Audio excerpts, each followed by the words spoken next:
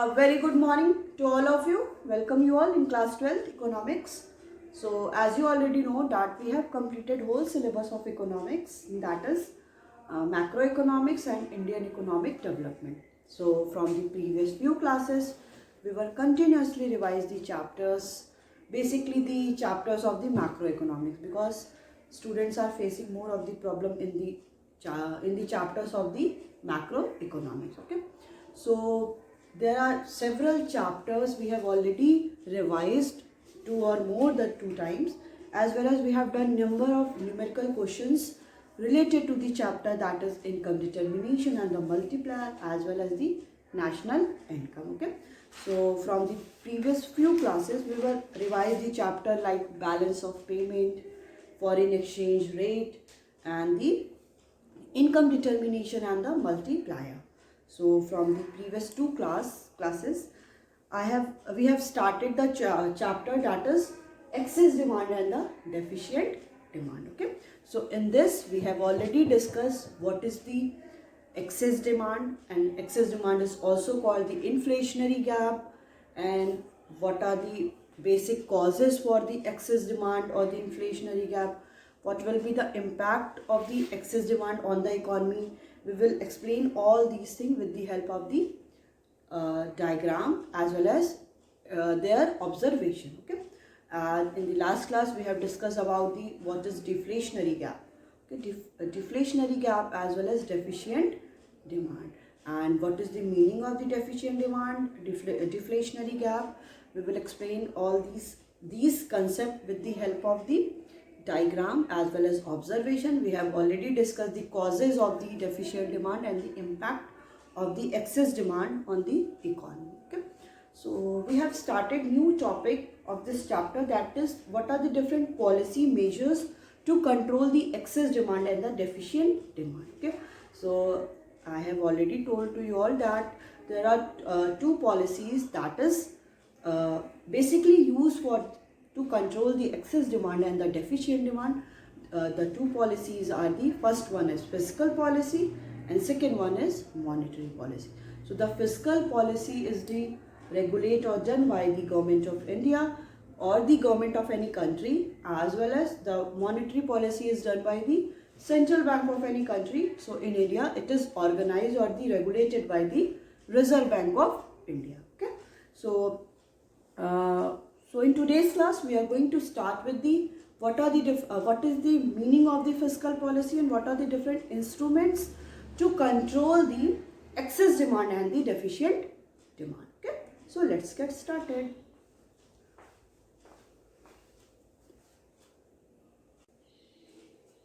So we will start with the policy measures. Policy measures to control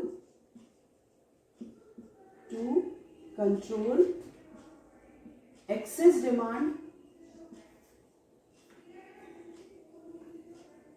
and deficient demand.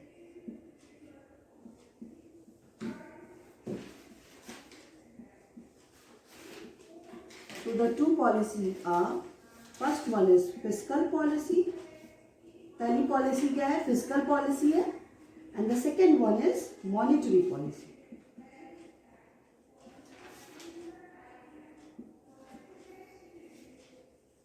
Okay, fiscal policy and the monetary policy. So I have told in the last class that fiscal policy is the budgetary policy of the government in which it is related to the income as well as expenditure of the government. Okay, so firstly we will discuss or explain with the fiscal policy कि fiscal policy होती क्या है.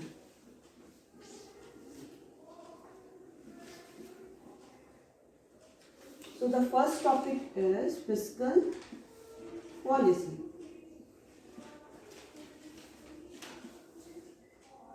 Fiscal policy, ठीक. So fiscal policy refers to a budgetary policy of the government. ये क्या होता है? Government की बजटरी पॉलिसी होती है और the policy related to the revenue and expenditure of the government with a view to correct the situation of the excess demand or the deficient demand in the economy.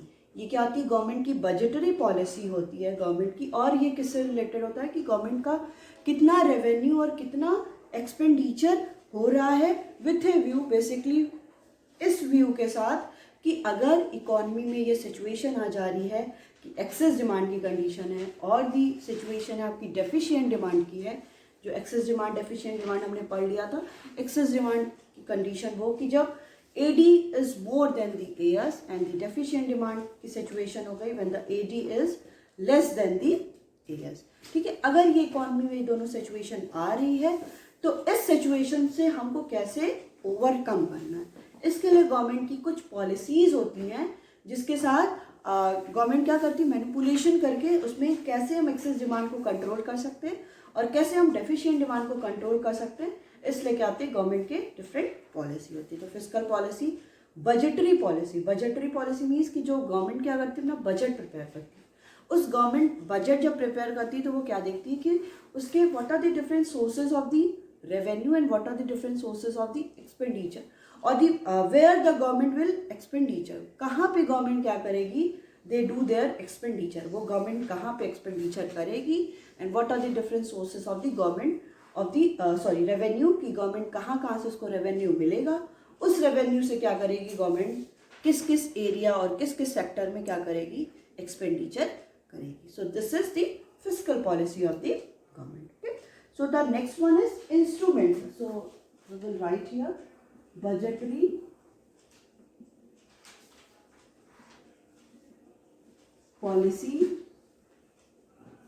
budgetary policy of the government.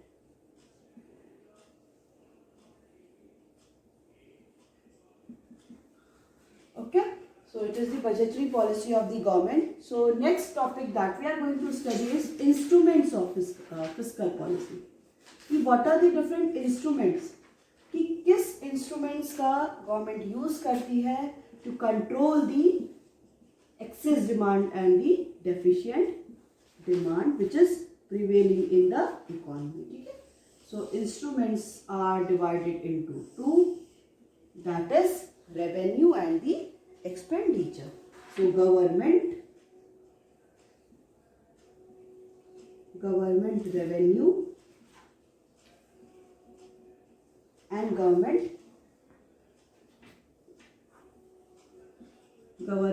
expenditure.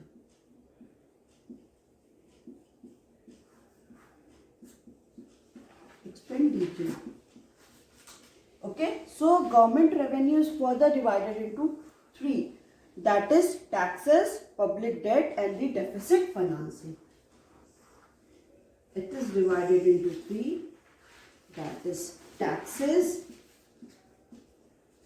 public debt and the last one is deficit financing.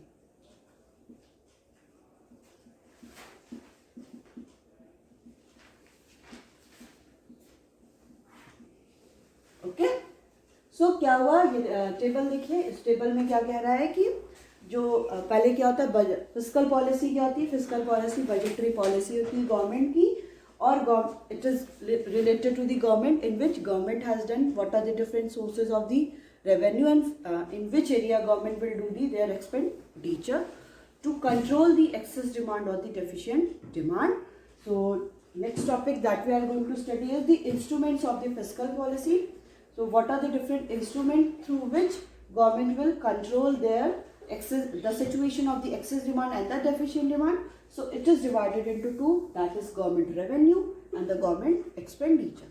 So government revenue is further divided into three, that is taxes, public debt and the deficit financing. मतलब ये सारी क्या है, these all are the sources through which government earn the revenue. यही सारे वो source है जहाँ से गवर्नमेंट क्या करती है, रेवेन्यू को अर्न कर, राइट. तो ये हो गया आपका इंस्ट्रूमेंट. अब हमें क्या करना है, वन बाय वन इन सारे इंस्ट्रूमेंट्स को पढ़ना है. So firstly we will deal with the government revenue. Government के रेवेन्यू की जो भी सोर्सेज है उनको हम डिस्कस करेंगे and after that we will go through the government expenditure, right. So instruments of the fiscal policy, these are classified as the fiscal instrument related to the government revenue. So government revenue में सबसे पहला है taxes.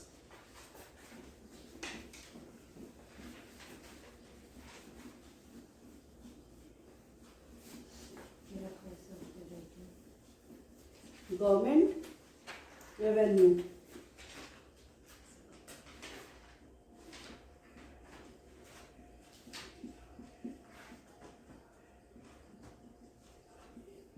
So first one is taxes.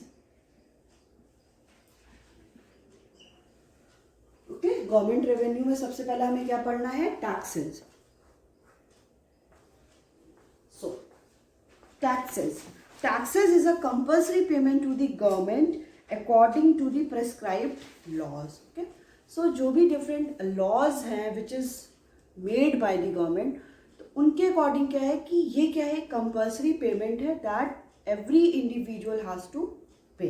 ठीक है, ये compulsory payment है जो किसको होता है? गवर्नमेंट को होता है कि डिफरेंट क्या लॉज बनाए हुए गए हैं, लॉज बनाए गए हैं जिनके अकॉर्डिंग क्या है कि हर एक इंडिविजुअल को क्या करना पड़ता है? टैक्सेस पे करना पड़ता है. So taxes are the 2 types. Tax क्या हो जाता है? वो 2 टाइप्स का हो जाता है. आप लोगों को अच्छे से पता है, that is direct tax and the indirect tax. ठीक है, डायरेक्ट टैक्स वो सारे टैक्स होते हैं जिसमें इसका बर्डन क्या है? वो इंडिविजुअल पे ही होता है. वो अपने जो बर्डन को कभी भी शिफ्ट किसी और पे नहीं कर सकता है. The only that individual is liable to pay all the taxes. For example जैसे मेरे पे टैक्स लगा है, और ये जैसे एग्जाम्पल है इनकम टैक्स. इनकम टैक्स क्या होता है? Direct tax. अब मेरे पे क्या है? टैक्स लग रहा है. ऐसा नहीं कि मैं किसी और सेकंड पर्सन पे इसको क्या कर दूंगी? इंसिडेंस जो है इसका शिफ्टिंग क्या है वो किसी और पे कर दूंगी. नहीं, इसमें क्या है? डायरेक्ट टैक्स में वो जिस पे टैक्स है उसी को ये टैक्स पे करना है. अब मेरी इनकम आ रही है तो सेकंड पर्सन मेरी इनकम पे क्यों पेमेंट करेगा? ठीक है, तो ये हो जाते हैं डायरेक्ट टैक्स. इनडायरेक्ट टैक्स वो कि जो इसका बर्डन होता है. जैसे डायरेक्ट टैक्स में हम बर्डन किसी और पे शिफ्ट नहीं कर सकते हैं, बट इनडायरेक्ट टैक्स में बर्डन क्या होता है? दूसरे पे शिफ्ट हो जाता है. मेरे को टैक्स पे करना है तो मैं क्या करूँगी? नहीं, ज़्यादा है तो दूसरों पे ज़्यादा टैक्स, उसको क्या करेगा? दूसरे से ज़्यादा. जैसे हम लोग क्या पढ़ते हैं? जीएसटी में पढ़ते हैं. तो जीएसटी क्या इनडायरेक्ट टैक्स है कि जो बर्डन होता है वो हम क्या करते हैं? दूसरों पे शिफ्ट करते चले जाते हैं. ठीक है, सो taxes is a compulsory payment to the government according to the prescribed laws. So it is of 2 types, that is direct tax and the indirect tax. Next one is public debt. Second one is public debt.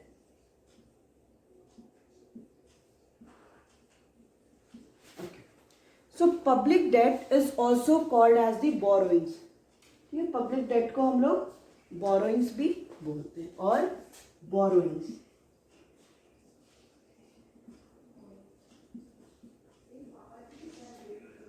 Okay, so it refers to the borrowing by the government. ठीक है, ये borrowing किसकी होती है? कौन borrow कर रहा है? Government borrow कर रही है from the public through the issuing securities. Government different क्या करती है? जैसे government के पास in that case अगर amount नहीं होता है, ठीक है, गवर्नमेंट क्या करती है? पब्लिक डेट करती है. पब्लिक डेट मीन्स कि वो जनरल पब्लिक से क्या करती है? पैसे को लेती है. कैसे? Through the issuing the securities. जो भी गवर्नमेंट की सिक्योरिटीज हैं, बॉन्ड्स हो गए, शेयर्स हो गए, ट्रेजरी बिल्स के थ्रू गवर्नमेंट क्या करती है? अपने मनी को या तो उनको बोरो करना है तो जनरल पब्लिक को अपनी सिक्योरिटीज को वो सोल्ड आउट करती है. फिर वो क्या करते हैं? परचेज करते हैं, तो गवर्नमेंट के पास बोरोइंग्स हो जाती है. तो ये भी क्या सोर्स हो गया? एक रेवेन्यू का सोर्स हो गया गवर्नमेंट का. Third one is deficit financing. Third is deficit financing.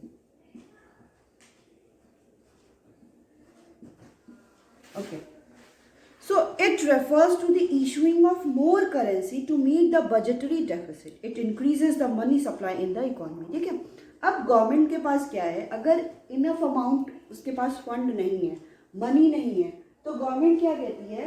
वो रिजर्व बैंक ऑफ इंडिया और द सेंट्रल बैंक से कहती है कि आप और करेंसी को क्या करिए? इशू करिए. ठीक है, तो इस कंडीशन पे क्या होता है कि मोर करेंसी इशू होता है और इससे जनरली बेसिकली क्या होता है कि जो मनी सप्लाई होता है इकोनॉमी में, जो सर्कुलेशन ऑफ मनी है वो इंक्रीज कर जाता है, ठीक है। तो क्या होगा कि इकोनॉमी में पैसा होता है। तो these all are the some government revenue, sources of the government revenue. First one is taxes. So taxes is the compulsory payment which is governed by the or done by the regulated by the prescribed laws. So it is of the two types, that is direct tax and the indirect tax. Second one is public debt or the borrowing. So it refers to the borrowing by the government from the general public through the issuing the security. Third one is deficit financing. Through the deficit financing, more currency are issued by the Reserve Bank of India or the Central Bank to meet the budgetary deficit. कि government को क्या है कि deficit हो गया budget में, इसका balance show नहीं कर रहा है, तो उस कंडीशन पे गवर्नमेंट क्या करती है कि डेफिसिट को रिकवर करने के लिए वो फाइनेंस मोर करेंसी कहती है कि सेंट्रल बैंक से कि आप और करेंसी को इशू करो। अब इससे क्या होगा कि मोर money supply generated in the economy में और ज़्यादा मनी सप्लाई जनरेटेड हो जाएगी, ठीक है। So these all are the some sources of the government revenue. Next one is the government expenditure कि what are the different fiscal instruments which is related to the government के expenditure से, कि कौन ऐसे डिफरेंट इंस्ट्रूमेंट्स हैं जो किससे related है, गवर्नमेंट के एक्सपेंडिचर से. So next one is government expenditure.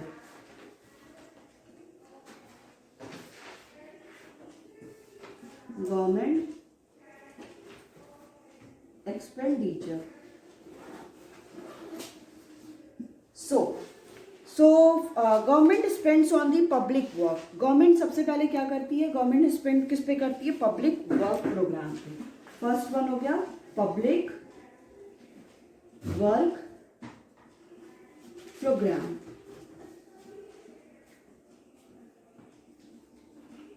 Okay, so public work programme में like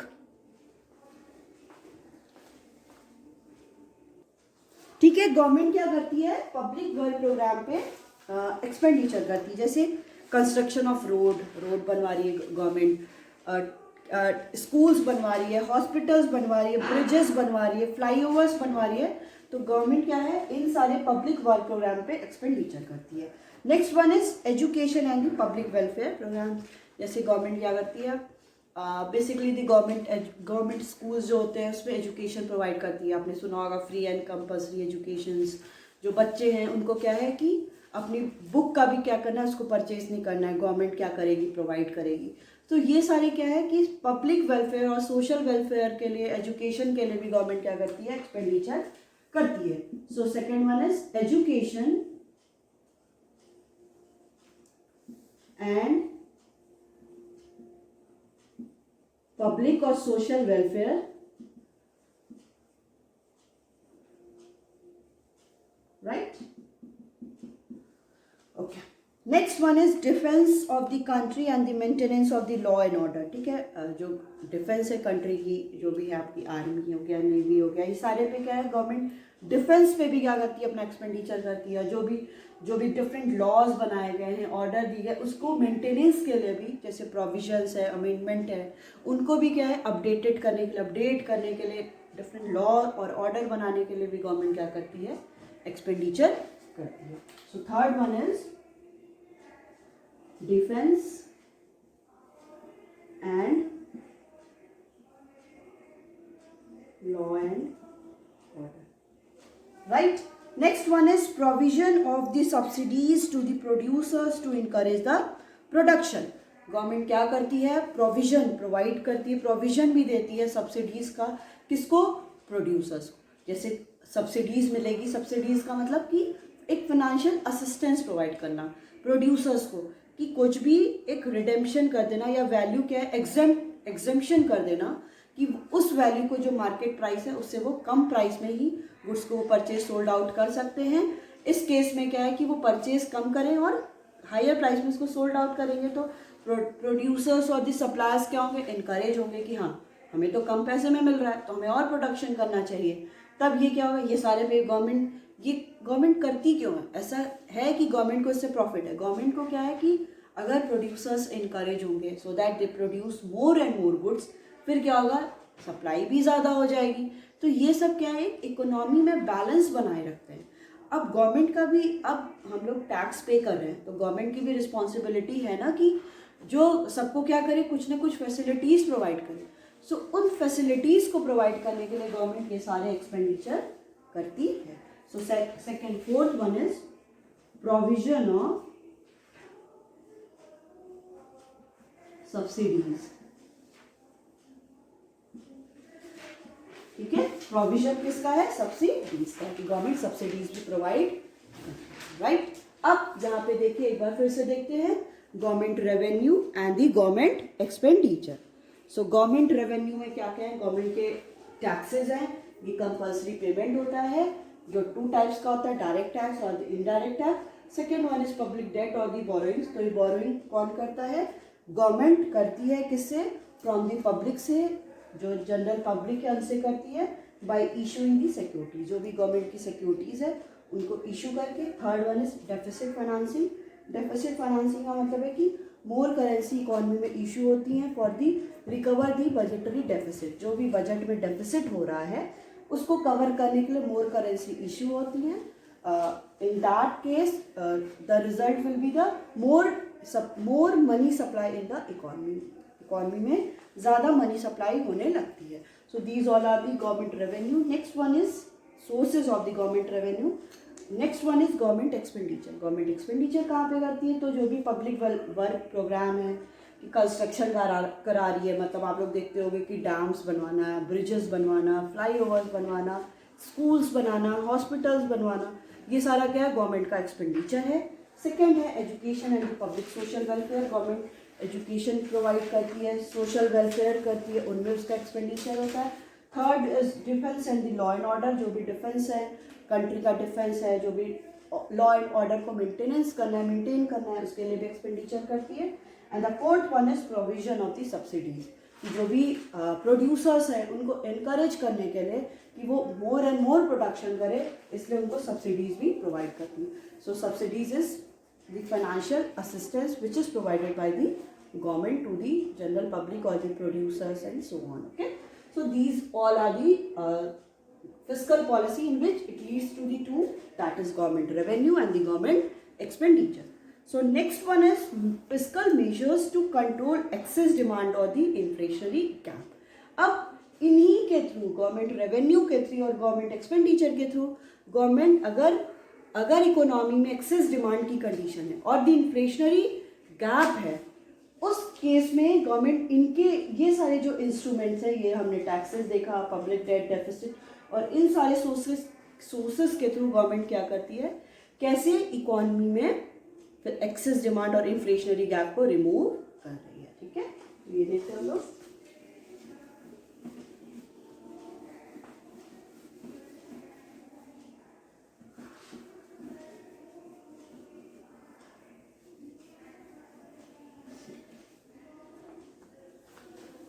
So, fiscal measures to control excess demand or the inflationary gap.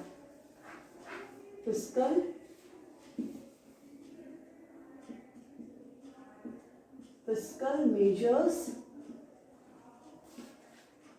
to control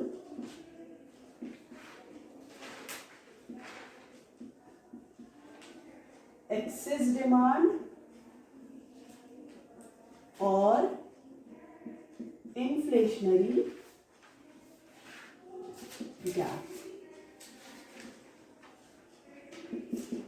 Okay. So the following measures bring down aggregate demand from 81 to 80. अभी हमें क्या करना है, एक diagram बना लेते हैं साथ ही साथ, जिसमें हम लोग यहाँ पे इनकम, आउटपुट एंड एम्प्लॉयमेंट ले लेते हैं, इधर एडी एंड एएस ले लेते हैं। ये हो गया आपका एएस, दिस इज एडी, और आपको पता है कि एक्सेस डिमांड की कंडीशन में actual AD is more than the required AD, तो जब ज़्यादा हो जाएगा तो curve will shift upward, AD 0 and AD 1। OM, this one is OM1. So this gap is called excess demand or the excess demand और inflationary gap. इसी gap को हम लोग क्या बोलते हैं? एक्सेस डिमांड और इन्फ्लेशनरी गैप बोलते हैं. ठीक है. So fiscal measures related to the government revenue. Government revenue के पहला क्या है? टैक्स. ठीक. अब इसमें कह रहा है कि यार tax is a compulsory payment. हमें पता है कि टैक्स क्या है? एक कंपल्सरी पेमेंट है जिसमें क्या है? To be made to the government by whom on it is impose. ठीक है. गवर्नमेंट को हम लोग पेमेंट करते हैं. किस लिए? कौन करेगा? जिस पे ये इम्पोज हुआ है वही क्या करेगा? गवर्नमेंट को पेमेंट करेगा. So to control the excess demand, अगर क्या करना है? टैक्स है. टैक्स के थ्रू अगर इकोनॉमी में हमें एक्सेस डिमांड की कंडीशन को कंट्रोल करना है तो क्या करना होगा? देखिए, इकोनॉमी में लोगों के पास डिमांड क्या हो रही है? ज़्यादा हो रही है. मतलब लोगों के पास पैसे भी हम यहाँ पे क्या लेंगे? Disposable income. डिस्पोजेबल इनकम की जो भी टैक्स को पेमेंट करने के बाद जितना पैसा बच जाता है उसको बोलते हैं डिस्पोजेबल इनकम. ठीक है. उस पैसे को अगर इकोनॉमी में लोगों के पास पैसा ज़्यादा जा रहा है तो हमें यहाँ पे क्या करना पड़ेगा? उन पैसों को जो बायर्स हैं, मतलब जो भी पब्लिक है, उनके पास पैसा जा रहा है उसको उनको यहाँ पे रोकना पड़ेगा. उसको रोकने के लिए गवर्नमेंट क्या करेगी? और टैक्स उस पर इम्पोज कर देगी. अब जो उनके कैश इन हैंड, उनके पास पैसा जो जा रहा था, अब वो टैक्स ज़्यादा पे करेंगे तो उनके पास इनकम क्या हो जाएगी? वो कम हो जाएगी. तो इस केस में अगर एक्सेस डिमांड की कंडीशन को कंट्रोल करना है तो tax should be increased. So the government should impose new taxes. Government क्या करेगी? नए टैक्सेस को इम्पोज कर देगी and raise the rate of the existing tax. कि गवर्नमेंट क्या करती है? आपने सुना होगा कि एक नए टैक्स को इम्पोज कर देती है लोगों को. तो टैक्स इम्पोज हो गया. या तो जो टैक्स ऑलरेडी एग्जिस्ट कर रहा था, जैसे अगर इनकम टैक्स 10% था तो उसको इंक्रीज करके 12% कर दे, तो लोगों के पास टैक्स बढ़ जाएगा तो टैक्स का पेमेंट करना पड़ेगा, क्योंकि जिस पे ये इम्पोज हुआ है उसको पेमेंट करना ही पड़ेगा क्योंकि ये कंपल्सरी पेमेंट है. So it will reduce the disposable income. जैसे टैक्स ज़्यादा इम्पोज हो जाएगा तो उनकी जो डिस्पोजेबल इनकम है, जो इनकम उनके पेमेंट टैक्स को पेमेंट करने के बाद होती है, वो इनकम क्या हो जाएगी? कम हो जाएगी. So consumption by the household sector and investment by the producer sector will fall. कि जो भी कंज्यूमर हैं या हाउस होल्ड सेक्टर है वो बहुत ज़्यादा कंजप्शन पे बहुत एक्सपेंडिचर कर रहा था. जब उनके पास डिस्पोजेबल इनकम कम होगी, पैसा कम होगा, तो उनका एक्सपेंडिचर भी कम हो जाएगा. और जो भी इन्वेस्टर्स हैं, जो भी डिफरेंट प्रोड्यूसर्स हैं, इन्वेस्टर्स हैं, सप्लायर हैं, वो क्या करते हैं? बहुत ज़्यादा इन्वेस्टमेंट कर रहे थे. अब उन पर टैक्स इम्पोज हो जाएगा तो वो इन्वेस्टमेंट भी क्या कर देंगे? कम कर देंगे.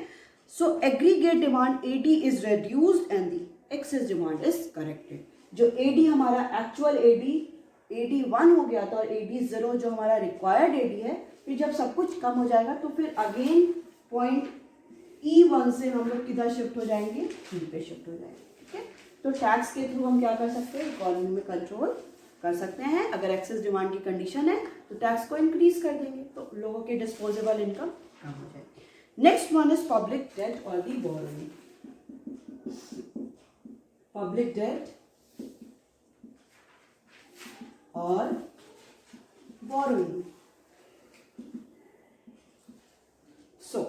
So it refers to the borrowing by the government, so issuing certain securities. ठीक है. ये क्या होता है कि बेसिकली दी बोरोइंग कौन करता है? गवर्नमेंट करती है. कैसे? इशू दी सिक्योरिटीज को इशू करके.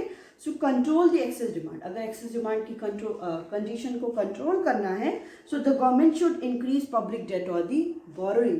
अब गवर्नमेंट क्या कर देगी? जो पब्लिक डेट और बोरोइंग ले रही थी वो इंक्रीज कर देगी. अब आप सोचो, इंक्रीज करने से क्या हो जाएगा? कोई है इसका प्रॉफिट? हाँ. इससे क्या हो जाएगा कि जो जनरल पब्लिक के पास अपना पैसा था वो गवर्नमेंट सिक्योरिटीज के थ्रू गवर्नमेंट क्या करेगी? उन पैसे को अपने पास ले लेगी. ठीक है. कैसे? सो the government should increase public debt और दी बोरोइंग. गवर्नमेंट पब्लिक डेट और बोरोइंग्स को इंक्रीज कर देगी. So it will reduce the disposable income. इससे क्या होगा कि जो कंज्यूमर्स हैं, बायर्स हैं और हाउस होल्ड सेक्टर है या इन्वेस्टमेंट सेक्टर है, इन्वेस्टर सेक्टर है, वो क्या करेगा, उनकी डिस्पोजेबल इनकम क्या हो जाएगी, वो ऑटोमेटिकली कम हो जाएगी, क्योंकि गवर्नमेंट क्या करिए, बोरो करिए, लोग सिक्योरिटीज को परचेस करने लगेंगे, उनके पास पैसा कम बचेगा, तो वो एक्सपेंडिचर भी ज़्यादा नहीं कर सकते हैं, इन्वेस्टमेंट भी ज़्यादा नहीं कर सकते हैं. So consumption by the household sector and investment by producer sector will fall.